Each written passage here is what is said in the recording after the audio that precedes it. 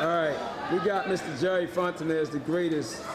Mr. Fontanez. Fast Feet Fontanez. Fast Feet Fontanez. The question that we asking Mr. Fontanez is Wait, what's up? Bam! the question we got for him is what is the element of hip hop and martial arts? What's that element? How do these two come together? Let me break it down like this. When you're talking about hip hop, the culture that started in the Boogie Down Bronx, spread all over the world.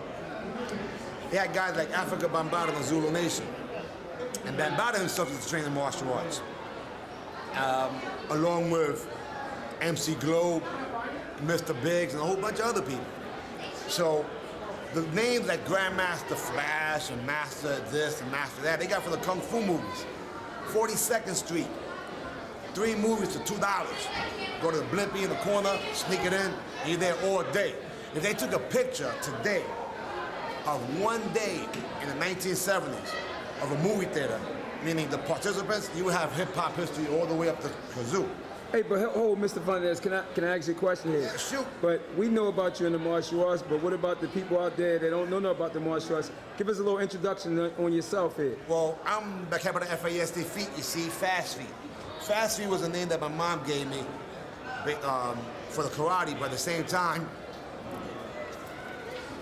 it's also Fast Feet from the Rocksteady crew, RSC. And what happened was, Rocksteady started back in 1977.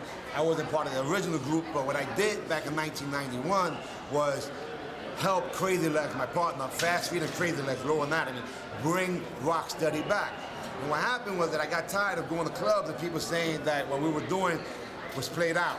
Break dancing, which was, I was doing the boogie or wave, and they called it break dancing, when break really starts for B-boy. But anyway, 1994, the Source magazine did a story on me called Enter the B-Boy.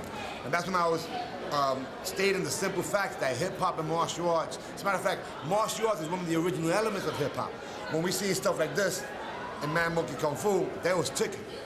So that's the same exact thing that people have been doing in terms of the dancing. The sweeps and the swipes moves, that comes from Kung Fu. The names, like I said, Grandmaster, whether it's an MC or a dancer, that comes from martial arts also.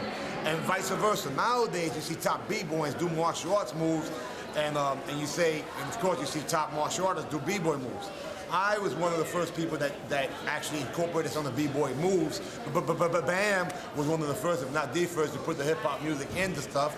And one of our true boys named Javon Holmes even did a head spin, 1985, in a karate tournament right here in Washington, D.C., Capital Classics. And that's the real. So it's nothing new. The bottom line is that now they have to literally recognize the simple fact that it's part of one culture of taking all your enthusiasm and passion and desire and expressing it with physical movement, So way before the Wu-Tang Clan, way before even movies that I was in called The Last Dragon, hip-hop and martial arts were one and the same or together because martial artists love hip-hop because we grew up in the culture, and the hip-hoppers, MCs, also love the martial arts. Now hold up. You said something about Last Dragon, and they said that was like one of the most influential movies in the hip-hop generation. But what you know about the Last Dragon? What you know about that guy that played in the movie? Well, Time Out in The Last Dragon was not only my friend, but he was my best friend. To the point where his sister was my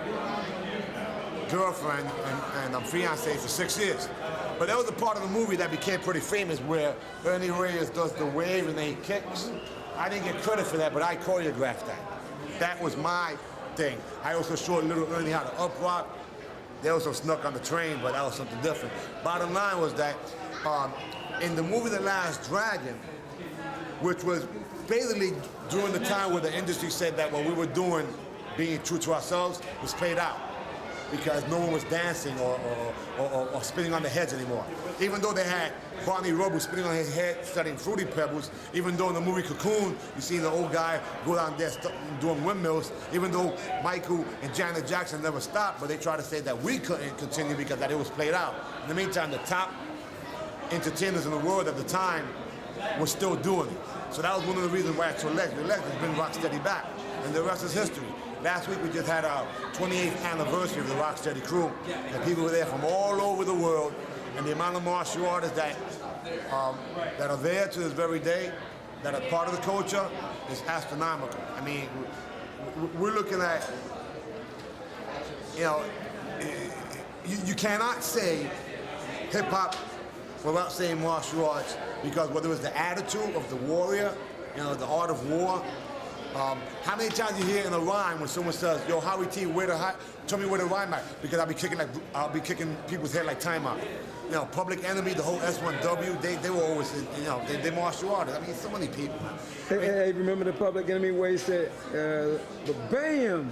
What song was that? What song was that? Here it is, bam! And you said, "God, this is a dope jam." You know, that was Night of the Living Bassheads. Yeah. And that was part of the best album, you know, in an era that was phenomenal, meaning the year 1988. You got 5 mics by the Source magazine, and it might be a perfect album, you know, along with a whole bunch of other people. And when we train, we listen to the beats, because you can't fight without really bouncing and moving and grooving, you know? I mean, you seen your son even help me out, getting ready to fight against a guy in a championship match, and I came out, we did the whole routine on stage before the fight. Why? To show them that it's a show. We stole the show, and then we left without a clue.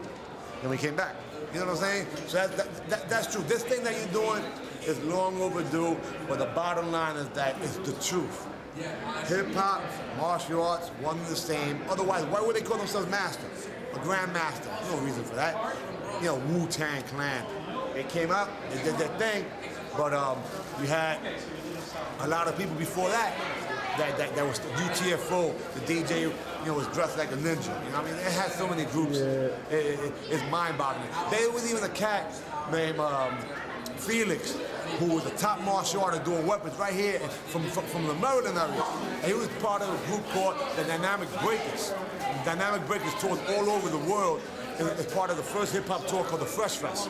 And what he used to do was the windmills, but with the swords in his hand. And they even competed in the tournaments with Kali, and also doing the windmills. And you know who I'm talking about, right? Felix Cortez, right?